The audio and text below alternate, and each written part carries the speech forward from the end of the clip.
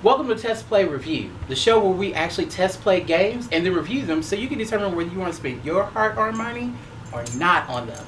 I'm your host, Johnny Mac, and, well, there's my sidekick, Samomo, and she's somewhere on the Samomo camp, so she may pop up, she may not, who knows. On today's show, we are actually going to talk about this little game right here called Song of the Deep. Now, this cutie right here is courtesy to us of GameStop, who actually got together with Insomniac Games to create this really cool game. So the premise of the game is that there's a little 12-year-old girl by the name of Marion who enjoys the big tales that her dad has told her throughout time. By the way, her dad's a fisherman, spoiler alert. One day he goes missing. She decides she's going to go try to find her dad. Seems pretty simple, right? Well, it is. So the way this game actually works is that it's actually a two-dimensional side-scroller. Think like old school Castlevania or Metroid, things of that nature. So basically what you're going to do is you're going to actually build a submarine, which she does somehow with spare parts that were just lying around, which I don't think she ever been in a submarine before, so I really don't know how she was able to build a submarine, but that's neither here nor there. Suspension of disbelief. The point is that she builds a submarine, she goes into the deep to find her dad, who, which, another spoiler alert, comes up missing one day because he doesn't come back from fishing, and she gets worried, and like any good kid that sort of kind of but not really loves their parent tries to track him down. So she builds the submarine, right, and the adventures begin. So a few things about this game to know is that, one, if you're looking for a lot of combat, sorry to disappoint you, there isn't a lot. While there is some combat, it's more of a puzzle game. It's all about actually exploring the different environments, getting gear to build better gear, so you have upgrades to your armaments, your weaponry, and also your submarine itself. But you do explore these fascinating lands, ruins, sea creatures, things of that nature. One of the things that I kind of enjoy is that it harkened back to the boss battles of old school Gauntlet that came out like in like the late 90s. So like the Vicious Spider Queen and stuff like that. That was really cool with like the big crabs, but it became a little bit mundane as you kind of fought kind of the same bosses over and over again.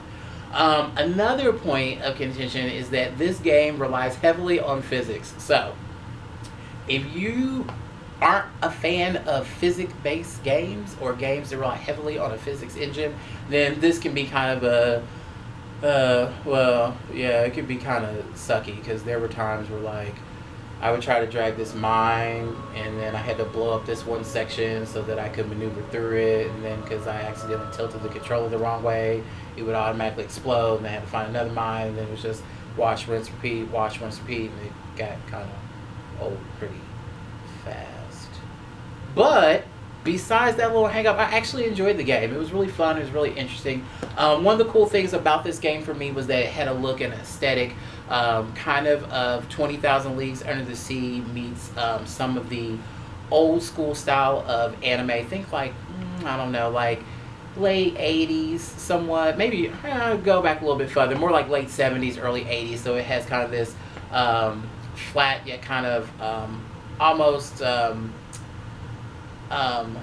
little bit of three-dimensionality to it, so that was kind of fun. Another thing that I liked about it was the story. This actually reminds me of kind of back in the 80s, there used to be these books called Pop Alive books, and you knew it was time to turn the page when like Tinkerbell made a sound or a stormtrooper shot a rifle or something or other, and that's what it kind of reminded me of. Every now and then you get narration through it, which is really great. It helps advance the story without kind of breaking you away from the world and the reality of it. So all in all, I must say that like while this game may not be for everybody, that I do think it's a really great game, particularly if you're new to video games, if you are looking for a great game for your kids to get with.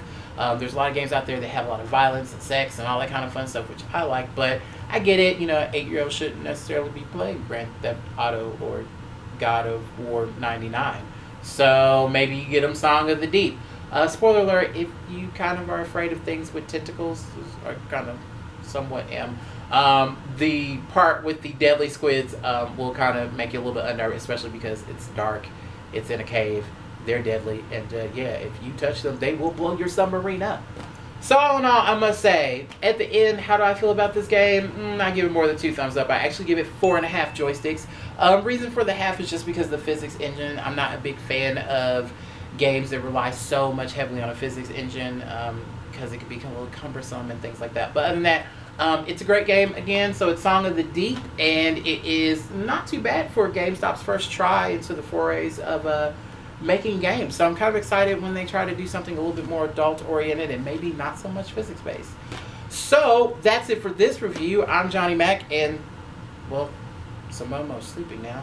And until next time, we'll catch you later. And our next review will be talking about Burger Up, which is this amazing board game, and also Oshi, which is another equally amazing board game. So until next time, catch you later.